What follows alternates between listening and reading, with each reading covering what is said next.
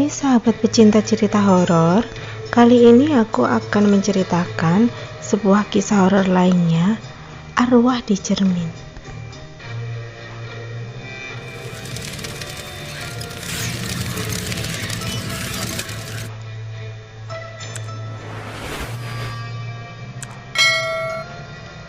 Budi bekerja menjadi karyawan di sebuah perusahaan ekspedisi.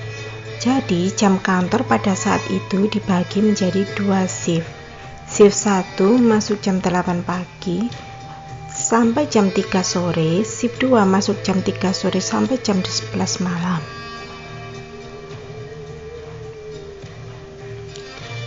Kantornya tingginya 9 lantai. Di sisi kantor ada halaman taman samping, dan halaman taman samping dijadikan bangunan 1 lantai untuk ruangan tunggu penerima tamu visitor. Ruangan baru itu mepet kantor 9 lantai. Dalam bangunan itu ada ruangan dengan meja yang panjang untuk menerima tamu visitor. Di belakang meja ada cermin besar yang dijejerkan hingga lebarnya 25 meter. Dipasang cermin besar biar bangunan kelihatan lebih lebar lagi. Katanya sih bila shift malam pulang lewat situ kadang ada penampakan seorang pemuda dengan wajah yang menyeramkan di cermin. Budi pun pernah dengar, katanya ada penampakan di cermin itu. Budi tidak percaya, selain dia tipe orang yang penakut, paling ngehalu yang lihat penampakan itu. Batinnya tetap tidak mempercayainya. Pas sudah 1 tahun bekerja di sana, shift malam kejadiannya. Jam 11 malam, pulanglah Budi melewati ruangan itu. Karena ruang tunggu itu langsung ke teras menuju parkiran karyawan, sambil menunggu temannya untuk turun dari lantai atas, Budi membaca buku tamu visitor yang lebarnya kayak kertas folio serta sampulnya tebal seperti kotak kardus.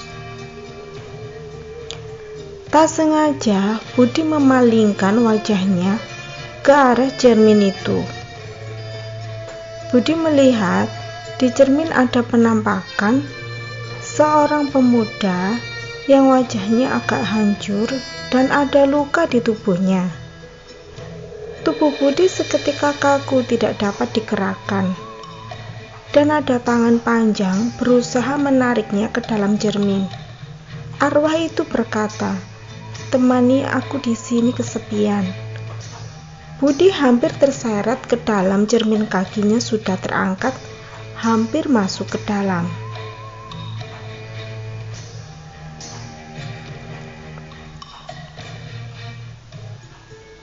Perasaan Budi panik. Berharap pingsan, ternyata dia tidak kunjung pingsan. Untungnya buku yang dibacanya masih dipegangnya. Budi melemparkan buku tamu itu ke arah kaca. Pecahlah kaca itu dan berhamburan ke lantai.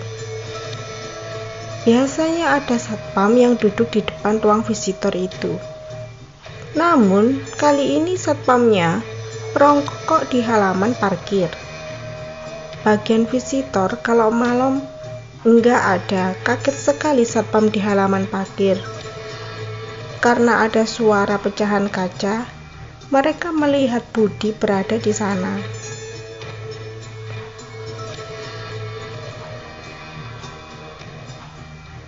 Dengan napas yang masih tersengal-sengal, Budi mengakui kesalahannya. Karena satu kaca pecah, maka yang lainnya ikut ambruk. Budi menceritakan kejadian mistis yang dialaminya kepada Bapak Satpam.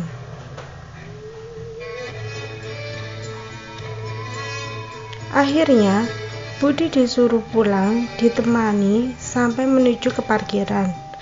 Akan tetapi, Budi harus mempertanggungjawabkan perbuatannya. Terus keesokan paginya, Budi dipanggil kepala bagian manajemen untuk klarifikasi.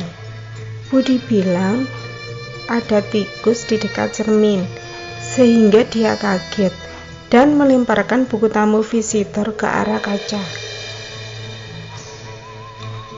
Karena takut kejadian yang dialaminya diceritakan pun dianggap mengada-ngada seperti pikirannya sebelumnya. Dia tidak percaya cerita dari teman-temannya, tapi beliau tidak percaya dengan penjelasannya.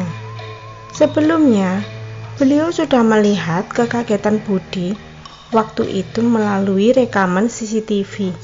Nampak Budi seperti terseret ke arah cermin.